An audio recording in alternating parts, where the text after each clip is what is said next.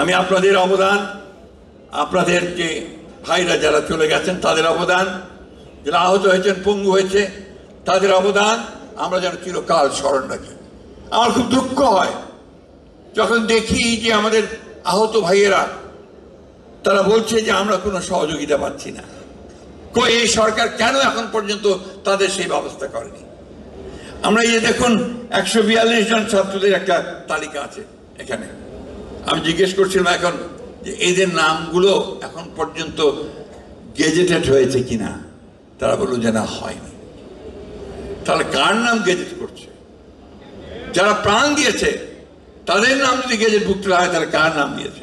আমি অনুরোধ করবো নেতৃবৃন্দকে এই বিষয়টা নিয়ে আপনার সরকারের যথাযথ যে আপনার ডিপার্টমেন্ট আছে তাদের সাথে কথা বলবেন এবং তাদের নাম যেন এখানে আপনার গেজেটেড হয় তার জন্য ব্যবস্থা গ্রহণ করবেন। দ্বিতীয় কথা যেটা আমি আগেও বলেছি যে আমরা তো আপনার ফ্যাসিস্ট মুক্ত হয়েছি, সুযোগ সৃষ্টি হয়েছে নতুন একটা গণতান্ত্রিক একটা ব্যবস্থা ফিরিয়ে নিয়ে আসার, তাই না? কিন্তু ষড়যন্ত্র তো থেমে নাই। যে কথা কিছু আগে আপনারা বলেছেন যে ফ্যাসিবাদ তো এখনো শেষ হয়ে যায়। আজকে লক্ষ্য করে দেখুন যে পরিকল্পিতভাবে এই গণতন্ত্র যেন উত্তরণ না ঘটে তার জন্য কাজ শুরু হয়েছে। সোশ্যাল মিডিয়াতে বিভিন্নভাবে কাজ করা হচ্ছে, নেতাদের বিরুদ্ধে কথা বলা হচ্ছে। এমনকি আমার নেতা তারেক রহমান সম্পর্কে অশ্লীল অশ্রাব্য ভাষায় কথা বলা হচ্ছে। এটা কেন করা হচ্ছে? ভয়ে পেয়ে। তারা ভয় পেয়েছে তারেক রহমান তো জাতীয় নেতা হিসেবে ও অলরেডি প্রতিষ্ঠিত হয়ে গেছেন, সুতরাং তিনি যদি ফিরে আসেন তাহলে তারা যাবে কোথায়? আমি এটুকু আশ্বাস দিতে পারি তাদেরকে যে তারা সঠিক জায়গায় থাকবে। প্রিয় বন্ধুগণ, এই কথাগুলো আমাদের মাথায় রাখতে হবে। আমাদের সংগ্রাম শেষ হয়ে যায়নি। আমাদের যে শত্রু চতুর্দিকে, আমাদের শত্রু নাকি গণতন্ত্রের শত্রু, বিএনপির শত্রু না, মনে রাখবেন।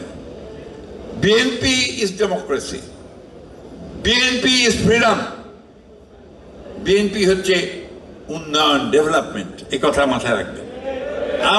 আমরাই করেছি, এটা আমরাই করব এবং ভবিষ্যতে আমরাই বাংলাদেশকে একেবারে উন্নয়নের চরমে নিয়ে যাব। আপনারা নেবেন, ইয়াং জেনারেশন।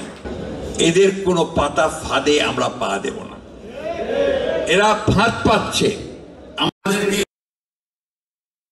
যে আমরা যেন আমরা ঝাঁপিয়ে পড়ি, প্রতিবাদ করি, কনফ্রন্টেশন করি, এমন একটা অবস্থা তৈরি করি যেন গণতন্ত্রের উত্তরণটা ব্যাহত হয়। এটাতে আমরা পা দেব না।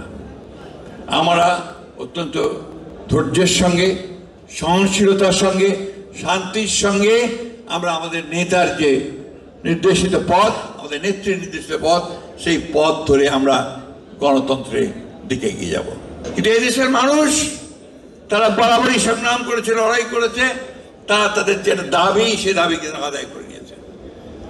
এবং এই নির্বাচনও অবশ্যই দেখবেন ওই আপনার ফেব্রুয়ারি মাসের যে ঘোষিত সময়, সেই সময়ের মধ্যে নিশ্চয়ই আপনার অনুষ্ঠিত হবে। আমরা নির্বাচনটাকে বিএনপিকে ক্ষমতায় নেওয়ার জন্য তো চাচ্ছি না। আমরা চাচ্ছি যে বাংলাদেশে একটা গণতান্ত্রিক কাঠামো তৈরি হোক।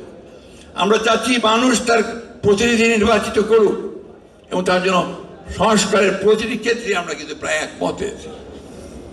আজকে সেই জন্যই বলতে চাই আপনাদেরকে যে আপনারা ধৈর্য হারাবেন না, কখনোই উত্তেজিত হবেন না, প্রভোক্ট হবেন না, প্রভোক্ট হয়ে কখনো কোনো পাতা ফাঁদে পা দেবেন না। একটা কথা বলেই আমি শেষ করব। আমার একটা বদ অভ্যাস আছে, আমি কবিতার লাইন টেন বলি দুই একটা সবসময়। আবারও বলছি, বন্ধু তোমার ছাড়ো উদ্বেগ, সুতীক্ষ্ণ করো চিত্ত, বাংলার মাটি দুর্জয় ঘাটি, বুঝে নেই দুর্বৃত্ত। কেউ পারবে না আপনাদেরকে রোধ করতে, কেউ পারবে না।